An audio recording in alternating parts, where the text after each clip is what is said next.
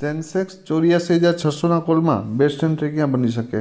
ભાઈ આ પ્રીમિયમ છે ને એ સપોર્ટ ઉપર છે. સપોર્ટ તો ન કહેવાય પણ લો, લાસ્ટ લો એનો કયો છે તો કે 292. જ્યાં સુધી 292ની ઉપર છે ત્યાં સુધી આપણે પોઝિટિવ વિચારશું.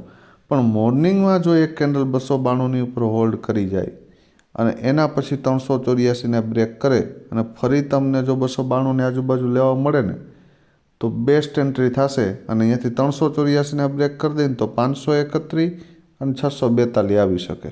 આ ફર્સ્ટ કન્ડિશન.